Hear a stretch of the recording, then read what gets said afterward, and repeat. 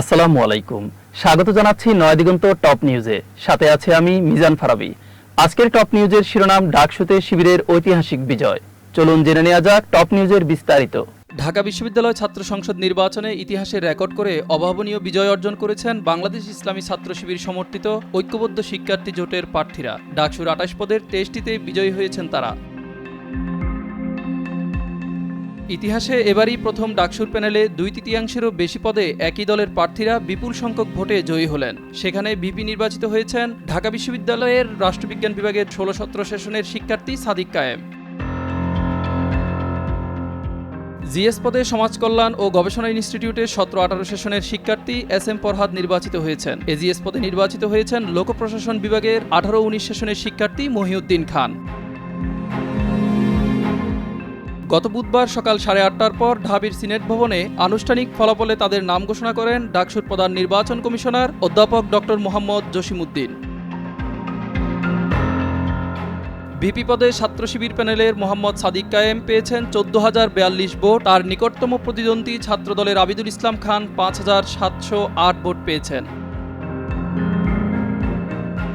GS পদে ১০,৭৯৪ vote পেয়ে জয়ী হন SM ফরহাদ। তার নিকটতম প্রতিদ্বন্দ্বী ছাত্রদল নেতা তানবীর বারী হামিম পেয়েছেন ৫,২৮৩ ভোট। এছাড়া প্রতিরোধ পর্ষদের মেঘমল্লার বসু ৪,৯৪৯ ভোট পেয়ে তৃতীয় হয়েছেন। এজিএস পদেও বিজয়ী হন ছাত্র শিবির সমর্থিত প্যানেলের মোহাম্মদ মহিউদ্দিন খান। তিনি পেয়েছেন ১১,৭৭২ ভোট।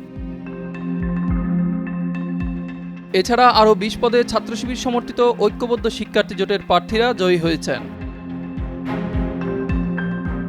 ডাকসুর শীর্ষ ৩ পদে শিবির সমর্থিত ঐক্যবদ্ধ শিক্ষার্থী জোটের প্রার্থীদের সাথে প্রতিদ্বন্দ্বিতা হয়েছে মূল বিএনপির ছাত্র সংগঠন জাতীয়তাবাদী ছাত্র দলের। তবে ডাকসুর অন্য পদগুলোয় ছাত্র দলের প্রার্থীরা উল্লেখযোগ্য প্রতিদ্বন্দ্বিতা গড়তে পারেননি।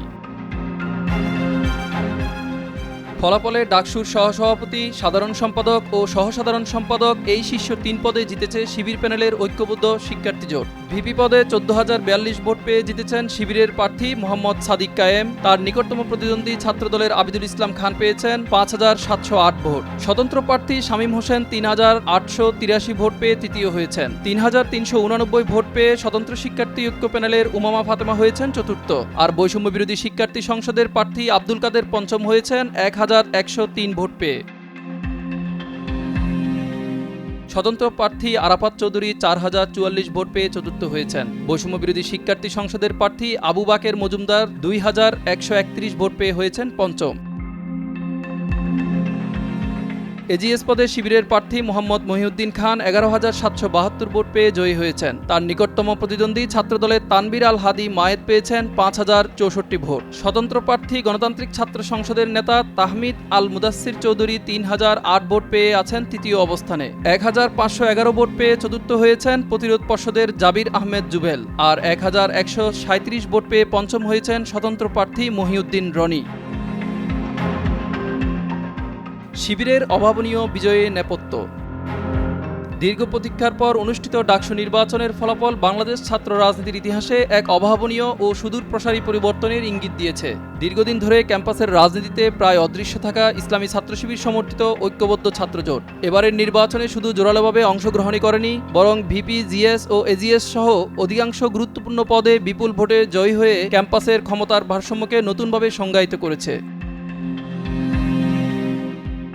এই বিজয়কে কেবল একটি ছাত্র সংগঠন আকস্মিক উত্থানই নয়, বরং এটি সংগঠন, কৌশল, প্রতিপক্ষের দুর্বলতা, ভোটারদের পরিবর্তনকামী মানসিকতা এবং সাম্প্রতিক জাতীয় রাজনৈতিক প্রেক্ষাপটের এক জটিল মিথস্ক্রিয়ার ফসল। কেন ও কিভাবে এই অভাবনীয় বিজয় সম্ভব হলো, সেই বিশ্লেষণই এখন রাজনীতির অন্দরমহল থেকে শুরু করে জাতীয় পরিসরে আলোচনার কেন্দ্রবিন্দুতে পরিণত হয়েছে।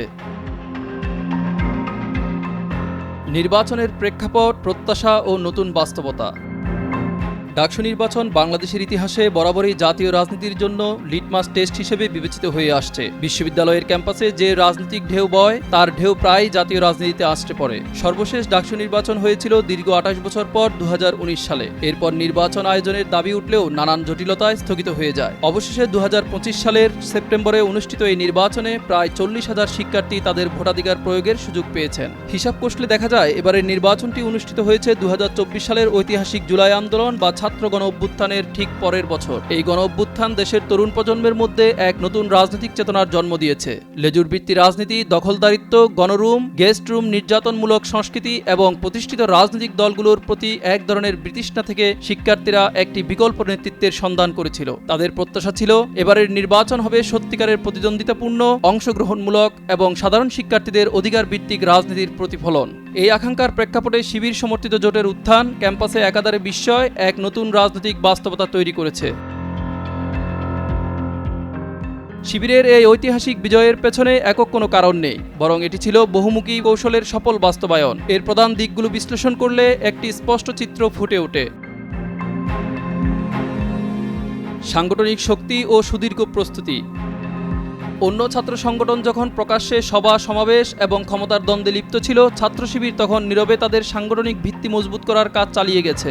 গত কয়েক বছরে ক্যাম্পাসে তাদের দৃশ্যমান উপস্থিতি কম থাকলেও তারা হল ও বিভাগ ভিত্তিক নেটওয়ার্কিং এবং ব্যক্তিগত যোগাযোগের মাধ্যমে সাধারণ শিক্ষার্থীদের কাছাকাছি থাকার কৌশল অবলম্বন করেছে। এছাড়া নিরাপত্তাহীনতা, সেশন জট ও ক্রমবর্ধমান শিক্ষা ব্যয়ের মতো মৌলিক সমস্যাগুলোকে তারা তাদের কার্যক্রমের কেন্দ্রে রেখেছে।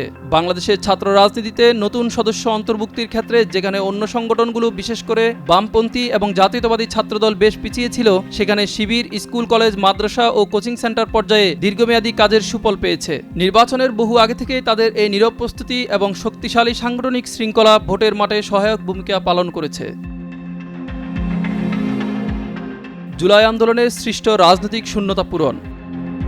2024 সালের গণঅভ্যুত্থান শিক্ষার্থীদের মধ্যে যে রাজনৈতিক চেতনার জন্ম দিয়েছিল তা ছিল প্রচলিত রাজনৈতিক বিরোধী। তারা প্রচলিত ধারার ছাত্র সংগঠন, বিশেষ করে ছাত্রলীগ ও ছাত্রদলের অতীত কর্মকাণ্ডে অতিষ্ঠ ছিল। শিবির এই সুযোগটি কাজে লাগিয়েছে। তারা নিজেদেরকে সহিংসতা ও দখলদারিত্বের রাজনীতির বাইরে বিকল্প শক্তি হিসেবে উপস্থাপন করেছে।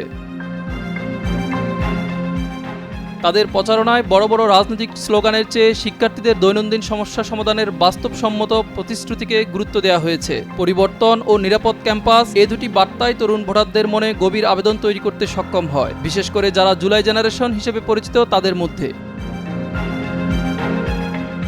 প্রতিপক্ষের বিভেদ ও কৌশলগত ব্যর্থতা। শিবিরের বিজয়ের পেছনে নিজেদের শক্তির পাশাপাশি প্রতিপক্ষের দুর্বলতাও বড় অনুঘটক হিসেবে কাজ করেছে। ঐতিহাসিকভাবে ডাকসুতে প্রভাবশালী বাম ছাত্র সংগঠনগুলো এবার অভ্যন্তরীণ কোন্দলে জর্জরিত ছিল। তাদের বিভিন্ন উপদল একাধিক প্যানেলে বিভক্ত হয়ে নির্বাচনে অংশ নেয় তাদের ভোট ব্যাংক বহুভাগে বিভক্ত হয়ে যায়। অন্যদিকে জুলাই আন্দোলনের অন্যতম অংশীদার হওয়া সত্ত্বেও বাংলাদেশ জাতীয়তাবাদী ছাত্রদল সেই ভাবমর্যাদাকে পুরোপুরি ভোটে রূপান্তরিত করতে পারেনি। তাদের প্রচারণায় সাংগঠনিক দুর্বলতা ছিল স্পষ্ট।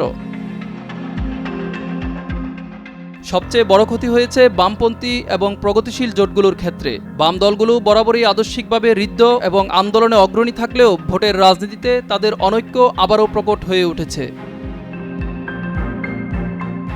শেখ তাসনিম আফরোজ ইমি, মেঘমোল্লার বসুর নেতৃত্বাধীন প্রতিরোধ পর্ষদ, জুলাই আন্দোলনের অন্যতম মুখপাত্র উমামা ফাতেমার নেতৃত্বাধীন স্বতন্ত্র শিক্ষার্থী ঐক্য প্যানেল এবং অপরাজয় ৭১, অদম্য ২৪ জোট আলাদাভাবে প্রতিদ্বন্দ্বিতা করায় সমমনা ভোটগুলো ছত্রভঙ্গ হয়ে যায়। এই বিভাজনের পূর্ণাঙ্গ সুযোগ নিয়েছে ঐক্যবদ্ধভাবে নির্বাচন করা ইসলামী ছাত্র শিবির। ইস্যুভিত্তিক প্রচারণা ও পরিশীলিত কৌশল।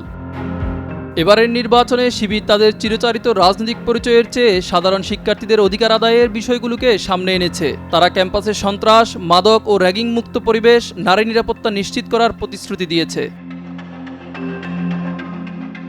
তাদের ইশতেহারে আবাসন সংকট সমাধানে সুস্পষ্ট পরিকল্পনা এবং লাইব্রেরি সুবিধা বৃদ্ধি সহ একাডেমিক বিষয়গুলো গুরুত্ব পেয়েছে। ভোটারদের বড় একটি অংশ হয়তো তাদের রাজনৈতিক মতাদর্শের সাথে একমত নন, কিন্তু নিরাপদ ও শিক্ষাবান্ধব ক্যাম্পাসের এই বাস্তবসম্মত প্রতিশ্রুতিকে তারা উপেক্ষা করতে পারেননি। বিশেষ করে প্রথম ও দ্বিতীয় বর্ষের শিক্ষার্থীরা, যাদের কাছে নিরাপদ পরিবেশই ছিল প্রধান দাবি, তারা ব্যাপকভাবে শিবিরের দিকে ঝুঁকেছে। নির্বাচনের দিনেও তাদের কর্মীরা ছিল অত্যন্ত সুশৃঙ্খল। ভোটারদের লাইনে আনা থেকে শুরু করে ভোটদান পর্যন্ত তাদের শান্ত ও সংগঠিত আচরণ ভোটারদের মধ্যে ইতিবাচক প্রভাব ফেলে।